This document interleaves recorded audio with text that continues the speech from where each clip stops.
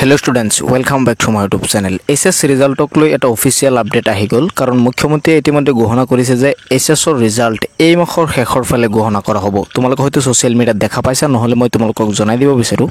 মাননীয় মুখ্যমন্ত্ৰী ডক্টৰ হিমন্ত বিশ্ব শৰ্মাই ঘোষণা কৰিছে যে SS ৰ ৰিজাল্ট এপ্ৰিল মাহৰ শেষৰ ফালে তোমালোকৰ ৰিজাল্ট ঘোষণা কৰা হ'ব।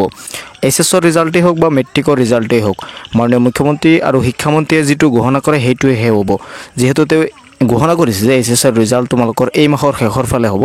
তোমালোকে এই মাহৰ 25 তাৰিখ বা 26 তাৰিখে এই মানে SS ৰ ৰিজাল্ট পাই যাবা। শেষৰ ফালে মানে 25 ৰ পৰা 30 ৰ ভিতৰতে তোমালোকে SS ৰ ৰিজাল্ট পাই যাবা। তো এইটো অফিচিয়েল আপডেট বুলি তোমালোকে ধৰি ল'ব পাৰা, যেহেতু মাননীয় মুখ্যমন্ত্ৰী ডক্টৰ হিমন্ত বিশ্ব শৰ্মাই ঘোষণা কৰিছে আৰু তোমালোকে বহুতে অপেক্ষা কৰি আছিলা যে SS ৰ ৰিজাল্ট অতি সোনকালে দিব লাগে। তো বৰ্ডৰ তৰফৰ পৰা জনোৱা হৈছিল যে তোমালোকৰ ৰিজাল্ট মে মাহৰ প্ৰথম সপ্তাহত দিব, কিন্তু তেওঁ অলপ আগুৱাই দিলে।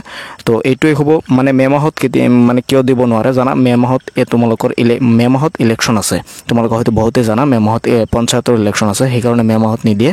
মে মাহৰ আগতে অৰ্থাৎ এপ্ৰিল মাহতে তোমালোকৰ ৰিজাল্ট দি দিব বুলি মাননীয় মুখ্যমন্ত্ৰী ডক্টৰ হিমন্ত বিশ্ব শৰ্মাই ঘোষণা কৰিছে। তো এইটো আছিল অফিচিয়েল আপডেট। তোমালোকে বহুতেই মানে জানিব বিচাৰিছিলা, ভিডিঅ'টো শ্বেয়াৰ কৰি দিবা যাতে সকলোৱে চাব পাৰে আৰু মোৰ চেনেলটো ছাবস্ক্ৰাইব কৰি ৰাখিবা। যিদিনাখন ৰিজাল্ট দিব সেই ৰিজাল্টৰ একদিন আগতে তোমালোকে গম পাই যাবা যে ৰিজাল্ট কেতিয়া দিয়া হ'ব। তো তোমালোকে মোৰ চেনেলটো ছাবস্ক্ৰাইব কৰি নটিফিকেশ্যন বেলটো অন কৰি ৰাখিবা আৰু এই ভিডিঅ'টো বেছি শ্বেয়াৰ কৰি দিবা যাতে সকলোৱে চাব পাৰে। আৰু মাননীয় মুখ্যমন্ত্ৰী ডক্টৰ হিমন্ত বিশ্ব শৰ্মাই ঘোষণা কৰিছে যে SS ৰ ৰিজাল্ট এই মাহৰ শেষৰ ফালে ঘোষণা কৰা হ'ব।